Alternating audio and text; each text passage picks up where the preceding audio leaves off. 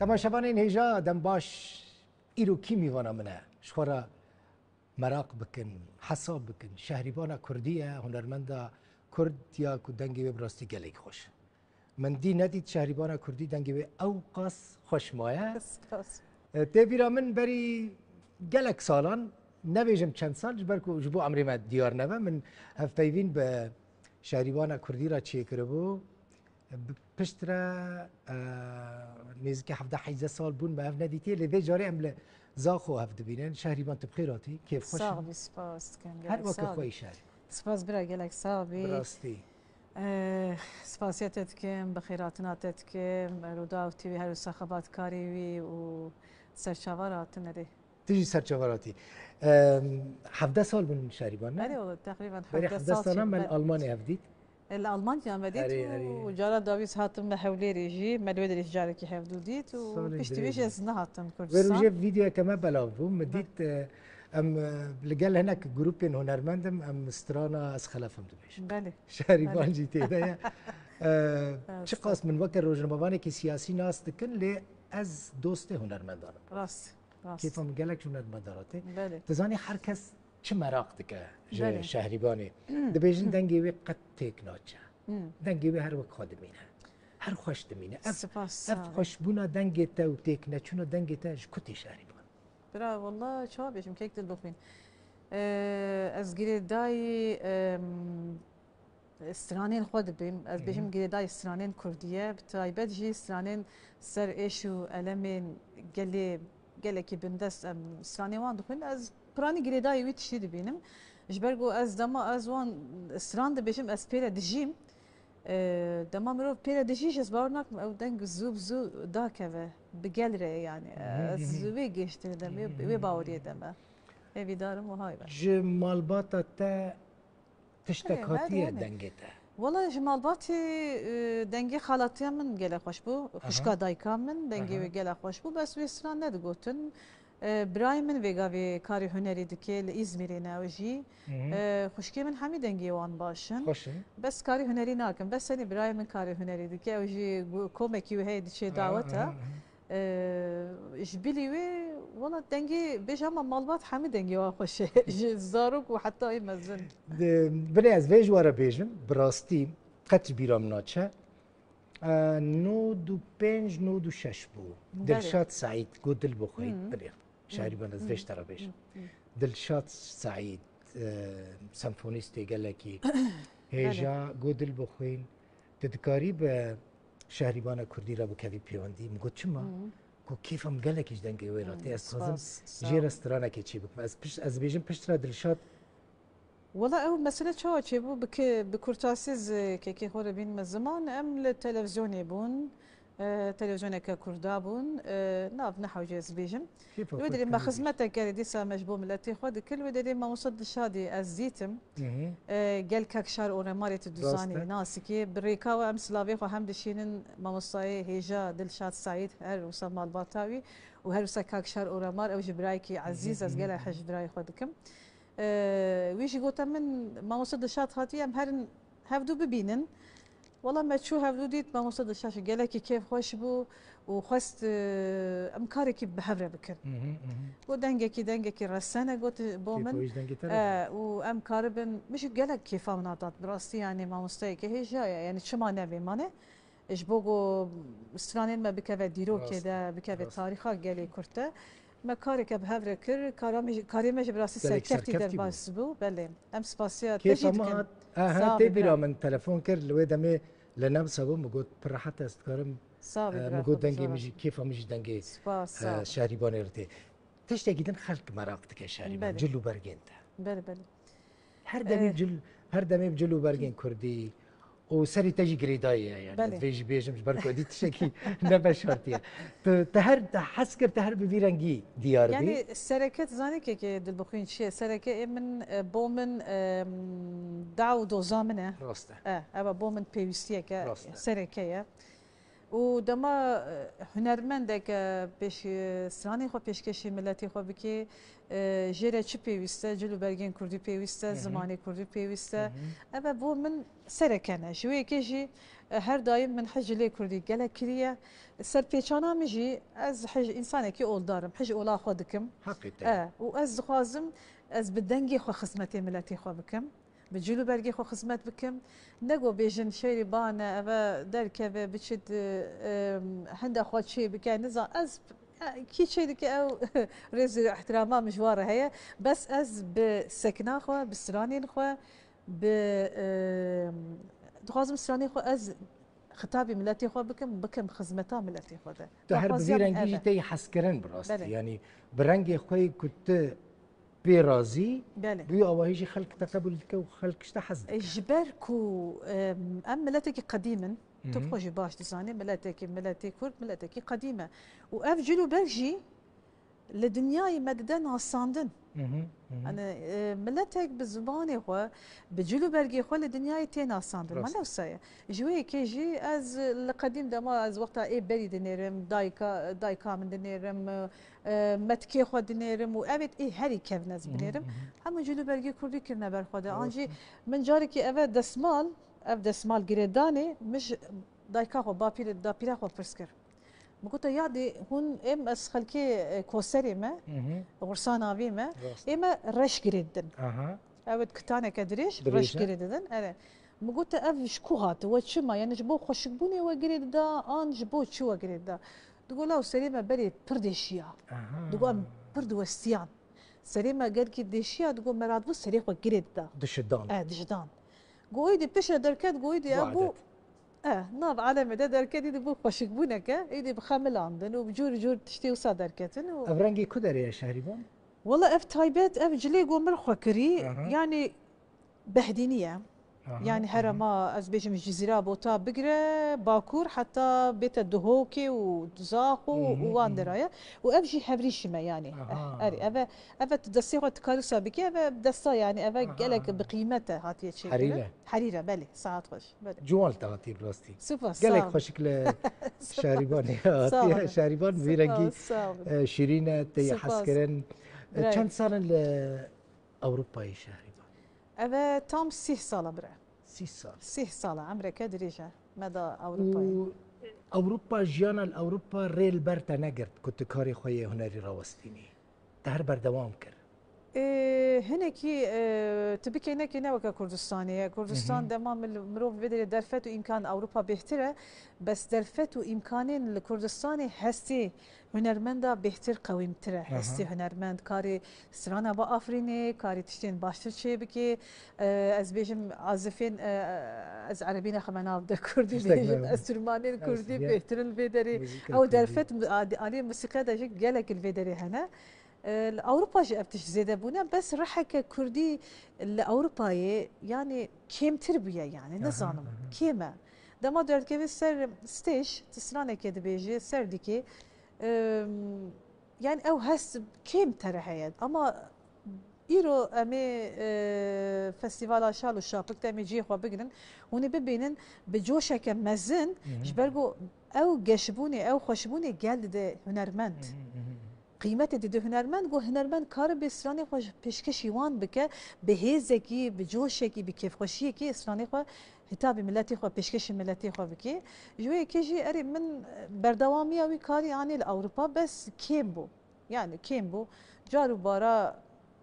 حبو جارو بارا تنبو بس ناو بيف ده هيبي دارم يعني أمي أكتيف بم أكتيفي بلي تبي حسي كنت هنا كي دمك بيدنج ماي بلي أزجي بي حسيان براسي مقو عجبه في شهريوان تشبي هات الكدر عجب بو صوفيد مالا قدر عجبت تديرك دبيجن توبكر تديرك توبه ذكر يعني لا الحمد لله خلت مسألة دنيره دبيجه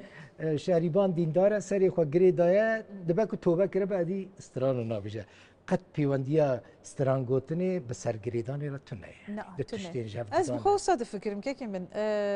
از دردي ولاتي خوتي من زمان ابيك و از دما تشتي ولاتي خوتين مزمان از از رحد بم وأز بيت الشيخورة وكا جهاد كي تبينم وكا شر كي تبينم يعني سري جريدان وستران جوتن از من قالك برسيارة مثلا الشيخ وملاجي كرنا مقوتيا دنجي جنيد بيجند إسلامي دا قناها جمرة قالك تشقوتنا قوتنا بي هاوي تبيجي قناها تبي هاوي تفان قوتنا بخيناف دا قناها ليش بليوي از جهادي دكم از بدنجي خو الشري خو دكم از ولاتي خود خواصم يعني هر آزادی ده ام اف بش آزاده حزار رحمل گورا وان شهیدا به ایرو هر بهستک آخامه بخوینا شهیدا هاتی آوا کرن لهر سی پرچیدن هی بندسته ام مجبورن ام وک از دایکی وک هنرمنده که کرد وک شهریبانا کردی از مجبورم ناو هولدانه کی دبم الشری خو بکم بدنگی خو بالسكنه خو بالسناني خو افه هم دایک بی هم هنرمند بی هم الغریبی بی شهریبان بله مروف چاود کاروان تشتانه همو به هفره بمشینه و تیده سرکفتی به بله مثلا وکک هنرمنده که سرکفتی سپاس دایک که سرکفتی بویجی هلبت هم تزانی که كده بخوين ناف جوا كامد فودال سيستما فودالي قالك يعني ظلام قالك باندوري سرجني هيا بس من باور بك هفجيني من هفالي من شيركوت بخو جناستكي هفالي كهجاية واسباسيا ويجي بريكاوا دكن براستي بشكرتيا من قالك دكا يعني اسكارم او مش ما بيحتر دوسته يعني او ما بيحتر جبرقو او بشكرتيا من دكا اسكارم بيحتر قابنا بافيشم جوي كشي يعني اسكارم كارم من اگر ايرو هندك زياده نابي من هاجا شريبانا كردي هبجي از دينداري و مبراستي اسباسيا ويدكم جبره ده جبراستي من هر دديت يعني پشتک مشتره راست از شاهدی گله حتی ناجی مثل بدرجی جامری آره خودش ببستر نظام کدره یا نابراستی می بگو تشیر کو حق تجهیت ورین بدره رونی شهری و مثلا دما کتنو دست به هنر کر دوی دمی دا گلک که چوجنین وقت درکتن وقت هنرمند درکتن بله بله لی نمان يعني از ناخذم ناوان بیجم بله يعني بردوام نکرن نمان چه هیچ کت بردوام بکی لسر پیان بمینی بله شورشا وی ملتی خواتا وی گلی ملتیش البته اگر دمات بگلی خورا درست بی تو خباتي كي جدل وجان بكي جدل جان بكي جبو في ملتي وبرجوندي خو نفكري ها بس خزمتا ملتي خو بكي باور بكتي هر سر نقابي ابنتي نشبو هنرمند جبو حمو كسي در باس بقادا جياني ده از في باوري دمه هنري چه داته هنري چه دامن جوان بون دامن از هي جوانم قورا من دلي مفر جوانه خوشي دامن ولاتي خو دقرم وسراني خوي بيشكشي ملتي خودكم ناف قالي خدمه ناف اخا خو ازاد دمه يعني قالك هلبت زحمتي ويش تشيبون هلبت قوتنا كي ايه حاج قولي بكي قالك سري ويش قبول بكي مانا هلبت ما قالك زحمتي وتشتي جديدا لايرو هيفي دارم هرسي بشي ديش وكا في بشي ازاد ببي راحتي ام بچنا واد راجي فستيفالي خو والشاهيه خو ودعوتي خو ونوروزي خو الودي يجي بازادي بيشكشي ملتي خو بكن هلبت او خوشي ونخوشي يعني هر هبن بس ايرو خوشي بيحتل باندور لسر مدكه جبر قول كردستاني ما وكردستاني كازاد بلي قالك نيزك روجافا شهريبان روجافا نيزكي فرا ان شاء الله مثلا كردين مين روجافا كردستاني برشتا حزكن تشين روجافا دمينن تشين كل اوروبا لدربي كردستاني دمين كيف هون قالك اشتراتي براستي باور بك تبيش كيجان مالي لروجافا كردستاني الا هي دمالي دا يك هي كسترانه بهستيه وتناستك يعني مثلا بلكي مراق بكم ببيجن شهريباني ام دكارن روجا كل جنب خو ببينن لروجافاي كردستاني شلون ابينن روجافاجي ولاتي من يا هي في دارم يعني فيغا فينا والهولداني كده انا يعني اما ناخذ بكفنوات اشتاده بس كيفامتي قال كيفامتي وك هنرمندك كرد وك دايكك كرد انا ظانم حتى فيغا قالك زحمتين ولاتي ما تشيبون وقال اخوينا قالك كشخورتين مهات الرجال دش ناو بيف دجي وك دايكك كرت هم وك هنرمندك جن هم وك دايكك اسنا خاص بيدي خوين بيرجاندن وازادي وارامي ورا ولاتي مجي وهر سفر شي ديجي بتاي بد ايرو روجافا اوي هندك زياده ازادي خويا ديك اللي دمك gelek نزیک ده آزادی اوی چه ببه از هیوی دارم انشالله. چه ستران به دنگ شهریبان خوشه کی جان ستران والله گرک دما هون بو قراراوی تشی بدن از بخوال گورا خود بیجم حتی جسیم از همو سران دخوازم باش پیک بینم و دماز گهداریش دکم از بیجم اری والله شهریبان تا اف باش گوتیه دبیجم بس گرک هون بخوا قرار بدن خوش چست کی جان ستران خو حزدکی قال حج ولاطي ما كردستان دكم نه بلي واري ما دكم نمر محمد شيخ واز قال لك حج سراني ويدكم من صاله نوت دوا دا نوت يكيدا حشتي ونهادا من همود سيدي خد سراني وي خواندنا محمد شيخ قال لك مخواندن باكور كس كم يناس كرن شبر سدما او سينورو وندا تشتو كس ناس ندكر لدما نسيبينو كوسات نزيكا قامش نو نزيكا يجور بكره دهات نجمره كاسيت دهات بكره دما بكرام بو راسته بكره نما كاسيت دهات مجروان غوداي دكر مدغوت افكينا افشوانا مز ام براستيس كارم بيجم نمر محمد شيخ وجبو من دبستانه ببو شكي من زماني كردي بستراني واسفير بم من زاني بو زيد زماني كردي لما ملي غداري ذكر ايلي قولي غلام مني قوري جاركي مش خردي قورك بلي انجز بيجم قولي زار شيريني يعني من وقتها فانا غداري ذكر يعني شو ما دنيا كده بتقوتا راسي شدنقه يعني دقة براسي رسنة دقة غريبة أذكارم بيجم براسي بستراني ويش قالك من بيك تاني و هيفي دارم بدلي قالي ما بي قالك شوان سترانان ين محمد علي شاكر بون بلي رحمتي محمد علي شاكر رحمتي محمد علي شاكر نها براوي محمود عزيز محمود عزيز ما مصطفى محمود عزيز بلي هوليرة يعني بلي از بريكاوا سلافيا جوارا جديشين ما مصطفى قالك يا عزيز قالك مازن من للسريكانيش السرانة قال وان قوت از شو وقت القام ذاتهم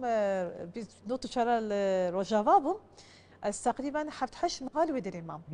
بيروزا من كشكا من مازن لقامش لو تشيبو والله بلي براستي من نزاني بو قال روجا جيهش دايك مني قامش بلي دنبي سنه قامش لو كشام دبي ماما خلكي قامش لو مدبي نبا كوري والله من نزاني بو بلي هاي يالي لقامش لو بلي تربس بيه تشيبو بلي التربس از كردستان از روجافا تربس بيه تشيبو قامش لو بلي بدنا القامش لو تشيبو قامش لو اللي تربس بيه از المالا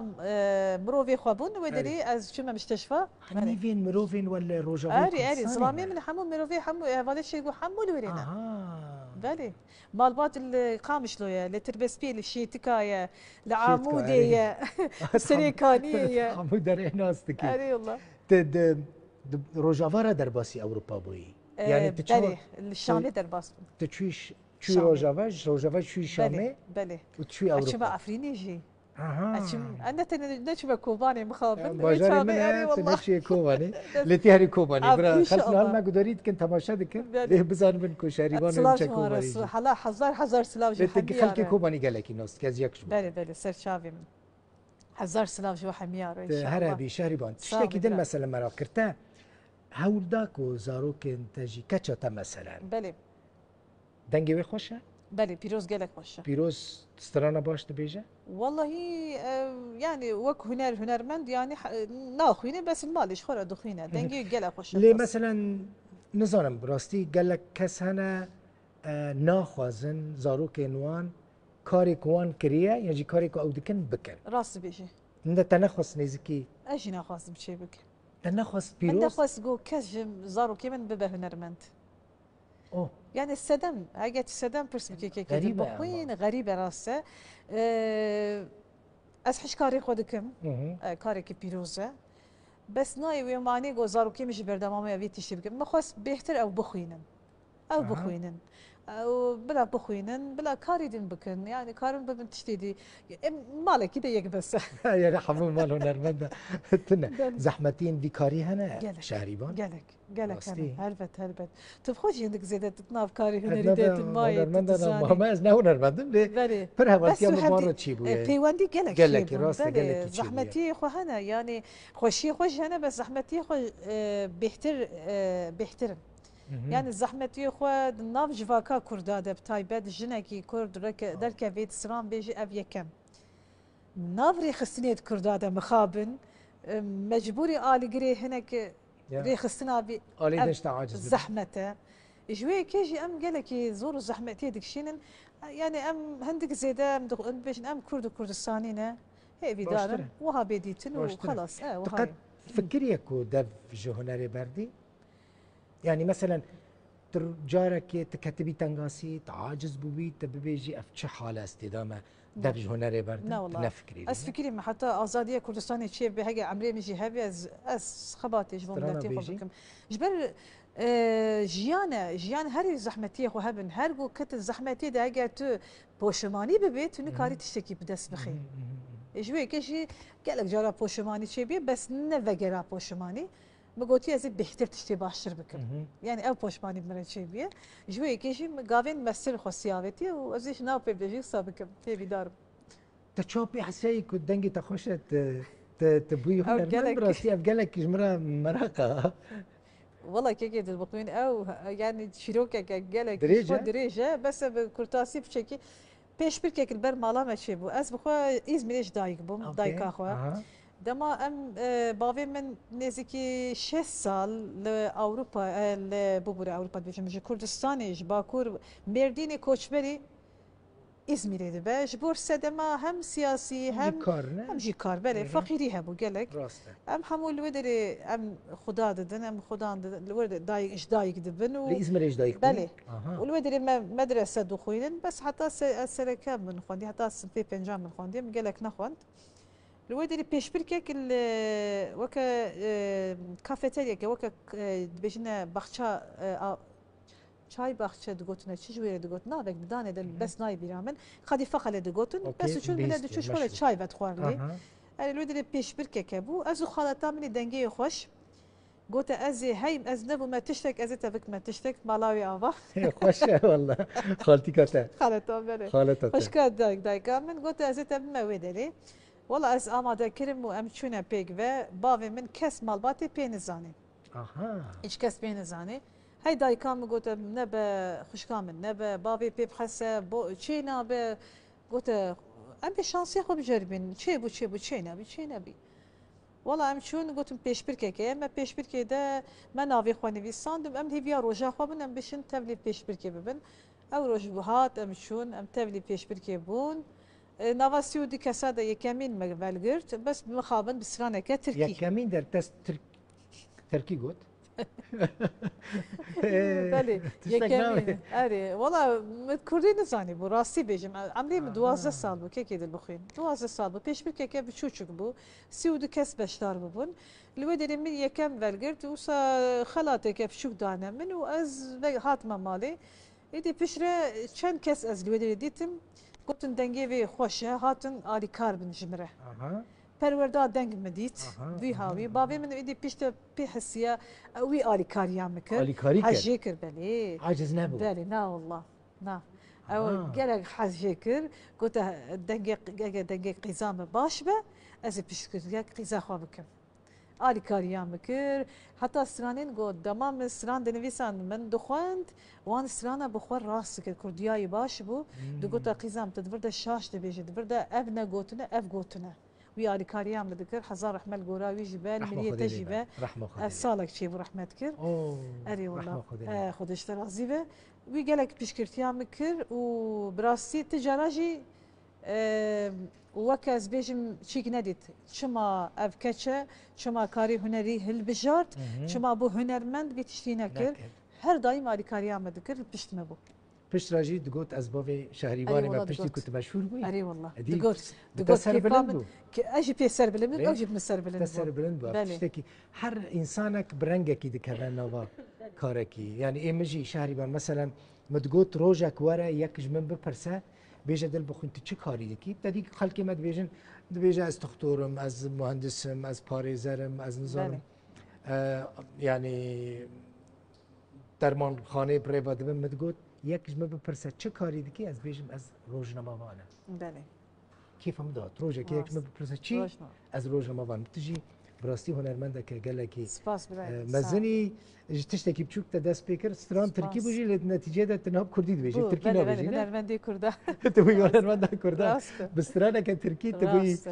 سوپر ستار کردان براستی ان شاء الله لایقی ملتی خو در وقت خوی شاعری بان پر کیف خوش بومو تلزان خود بینم و باور بکن نه از کمپلیمنت مجامله دکم هر وقت خوی صاحبي برا قالك صاحبي بروف شو تكره وقت خب بمينوها ما قلت يا حمو تشبه هذا قريدايا يعني بس جينج بمينا دنك خوش بمينا ما جينج يعني جوان بونا ما يعني جينج بونا خب انرجي بلي انرجي انرجي خوشي ام قريداي ولاتي خودكن ام هي في دارن هرب اف بردوان ببه اف هم انرجي جوان بون هلبد عمر ابي وري ام اختيار جيبن او غمنينا بس ام هي في دار ام خباتكي خباتين مسر بخن خزمتها ملتي خو قال لك سباس كيف خوش بوم قال لك صاحبي داوية از خوازم بريكاوا از هناك سلافي خو بگيرم چند كسا ما دوكاش هنا لألمانيا افكاري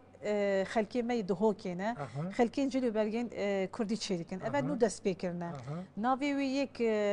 ياسمينه يك جي هفرينه از باوردكم از باوردكم همرينه تشتكي وهاي از بلا من عفو بك قبل شاش كربي كردش ستايل نورد جلي وان تشيركن وان قالك قلت اجا تكاري بالناوي ما بيجم قلت سر هردو شاوازي بيجم ترسكريكنا قلت بلا نفشين بقى خورتين نو دردكن وانا بجلي تشيكن نه افجلي من اول فيدر مزاخو دا تشيكن افجلي مجي اول كراسي اول خفتاني السر مجي خلكي مي اورمي هاتنا فيدر او ستانتاوان جي هنا البيغال زاخوي ام سباسيا سنبل خانم جدكن نابي سنبله خلكي اورميا اسباسيا حمو بتايبه جنين كردادكم بلا جلو برگين كردي بباريزن وكي ديجي جلو برگين كردي هاجر ام بخوان تشتي خو نباريزن ابي بتشن وندا ببن وسباسيته جاري كده دوباره دكيم قالك صاغبي بخير هاتي وسباس بو حمي خبات كارين وا قالك سباس بوجي تماشوان نيجا هونجي هر هبنو هيفي دكم ما دمك خوش بيبينك خوش بشهريبان كردي را در باس كربه حتى هف بيبينك دن بمينت خوشي ده وبخاطري زور سباس